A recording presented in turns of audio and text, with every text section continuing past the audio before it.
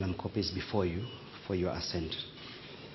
This bill, Your Excellency, is the first bill to anchor the resolutions of the Houses of Parliament with respect to the NADCO report. You recall, Your Excellency, the NADCO. I make some remarks. I have listened very carefully to the leaders who have spoken, and each one of them has spoken passionately about the future of our country, as it should be. But let me ask my deputy to make a few remarks so that I can conclude. Mr. Deputy President. Your Excellency, our President, Dr. William Ruto, Your Excellency, the former Prime Minister, Your Excellency, the former Vice President, the leadership of our two houses, members of the executive, and the press. Your Excellency, this is a great morning for this country because the constitution of the Iebc is a great step for our democracy. I want to thank you for the leadership that you have accorded this country in difficult times, and you are acceding to have the report that was bipartisan is a great step in the right direction in this country. In the situation we are in, we want to call upon the people of Kenya that violence begets violence.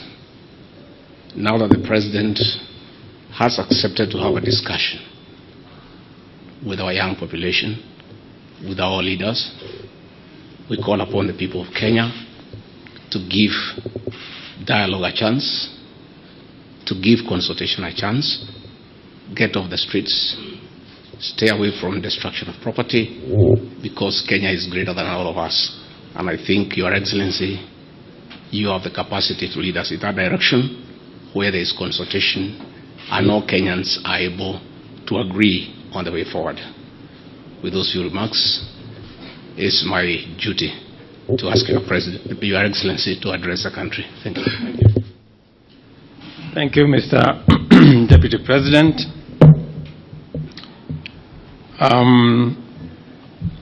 Your Excellencies, Mr. Vice President, former Prime Minister, former Vice President, the two speakers of our National Assembly and Senate, leaders of majority, fellow leaders present here.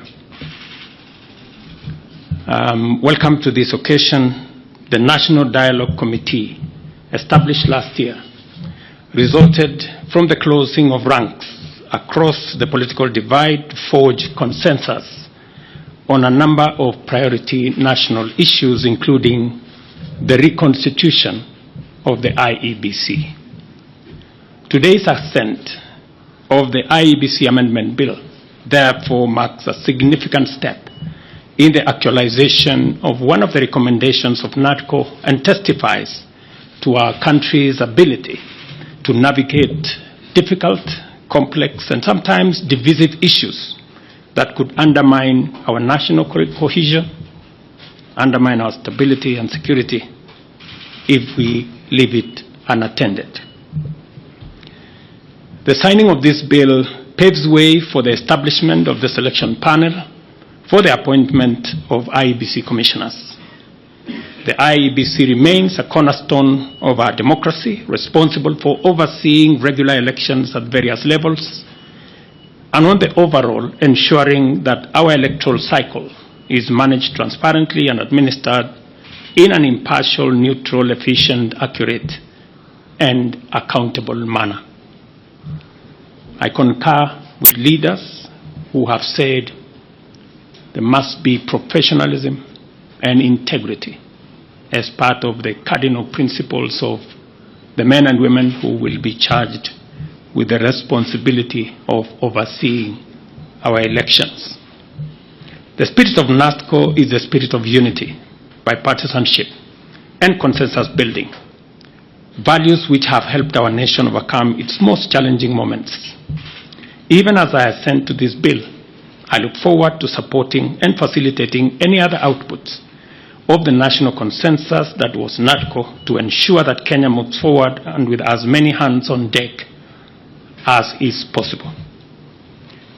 The leadership of Parliament, both on the majority and minority sides, have heard what the leaders here have said, and they should proceed with dispatch and expedite the other recommendations that are contained in the NADCO report and process the necessary bills and interventions that are necessary for us to actualize the output of that report.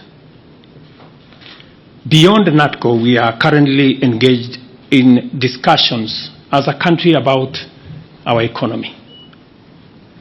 As we know, the country has faced a series of economic shocks, including COVID-19 pandemic, globally high interest rates, and devastating droughts and floods, events which have impacted negatively on our economy and our capacity to secure resources for development and to also meet our debt service obligations. In the last 2 years, we have put in our best efforts to mobilize domestic and external resources to accelerate our economic program, pull the country back from the danger of debt distress, and set us on a path of economic transformation. These efforts have strengthened the Kenya shilling, reduced fuel prices at the pump, and lowered the cost of living, including the cost of essential household commodities.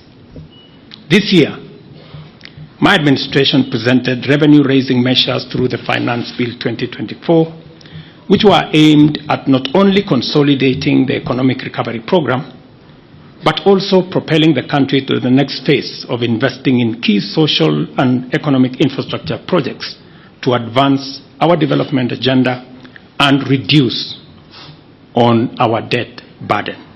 However, many voices expressed disapproval of these proposals, leading me to drop the bill and terminate the process. It therefore means that apart from the people of Kenya asking us to consider alternative means of raising revenue, which I agree with, there is general consensus that the country requires to confront and address long-standing priority national issues, including national debt, public expenditure, and anti-corruption measures, so as to release resources for creating opportunities, creating jobs, and creating wealth. As a way of charting the future from the current situation we are facing, I welcome all the leaders here, and I have heard what they have said this morning, and all other stakeholders working together for us to address the current economic situation through a broad-based political arrangement and to rally the country forward, as has been said by the former Prime Minister. And therefore, we have yet another opportunity as a country, Kenya being the resilient people we always are, to come together and figure out the future of our country in a manner that makes sure that we address the existential challenges and threats that face our nation. And that's the reason why I set up a committee to work and audit our debt, for us to interrogate our expenditure, and for us to work on anti-corruption. I want to encourage Parliament to expedite the conflict of interest bill that will support our anti-corruption measures, especially in relation to public officers. And I am hopeful that these are some of the conversations that we will be engaged in going forward. I am very confident that, as always, Kenya knows how to pull together, and leaders know how to come together in the best interest not of individuals, not of parties, but the collective body of the Kenyan people.